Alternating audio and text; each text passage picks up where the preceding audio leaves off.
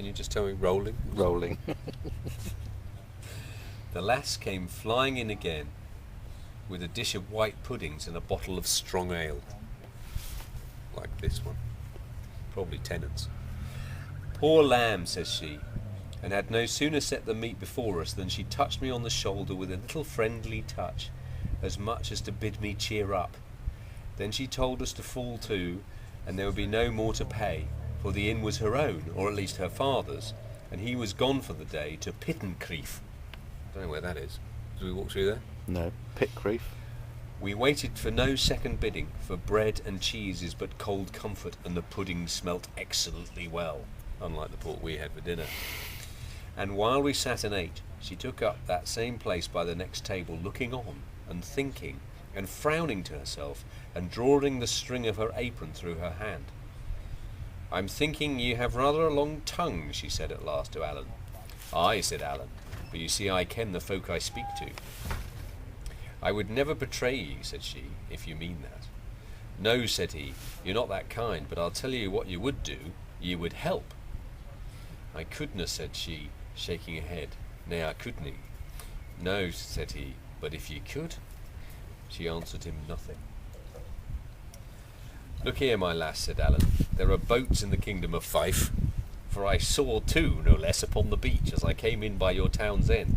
Now, if we could have the use of a boat to pass under the cloud of night into Lothian, and some secret decent kind of man to bring that boat back again and keep his counsel, there would be 2 souls saved, mine to all likelihood, his to a dead surety.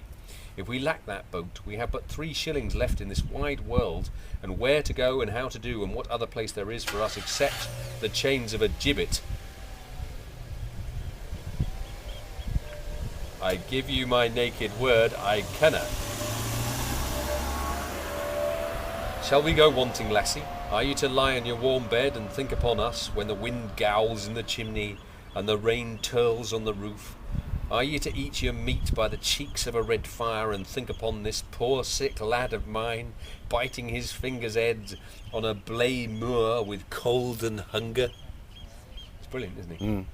At this appeal I could see the lass was in great trouble of mind, being tempted to help us, and yet in some fear she might be helping malefactors. And so now I determined to step in myself and to allay her scruples with a portion of the truth.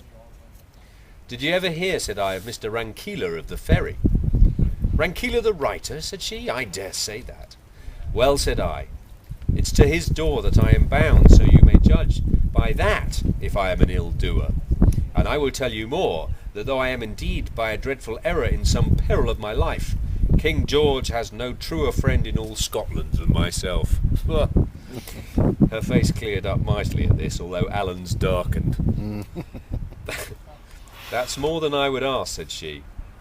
"Mr. Rankeeler is a Kent man." Here comes another car. And she bade us finish our meat, get clear of the clachan as soon might be, and lie close in the bit of wood on the sea beach. "And you can trust me," she says. "I'll find some means to put you over." At this we waited for no more, but shook hands with her upon the bargain, made short work of the puddings, and set forth again from Limekilns as far as the wood. The day came to an end with the same brightness. The night fell quiet and clear. Lights came out in the houses and hamlets, and then one after another began to be put out.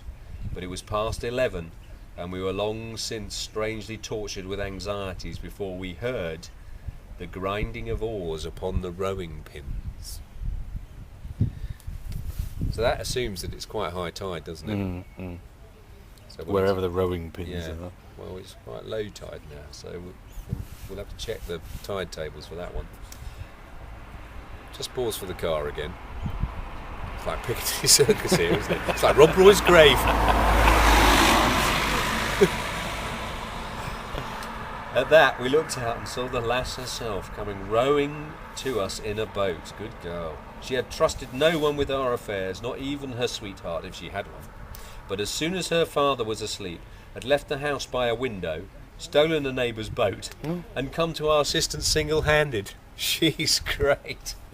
I was abashed how to find expression for my thanks. Here's another Rob Roy graver. But she was no less abashed at the thought of hearing them. begged us to lose no time and to hold our peace, saying very properly that the heart of our matter was in haste and silence. And so, what with one thing and another, she had set us on the Lothian shore, not far from Carradon, had shaken hands with us and was out again at sea and rowing for lime kilns, before there was one word said either of her service or our gratitude.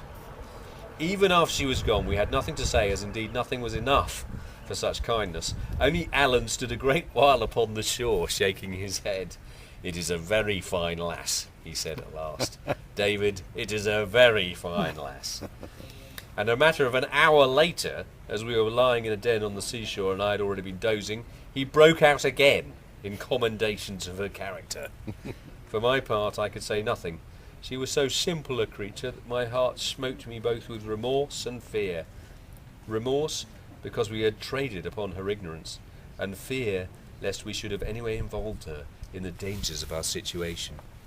David is still rather priggish. I'm with Alan on this one. She's a very fine lass.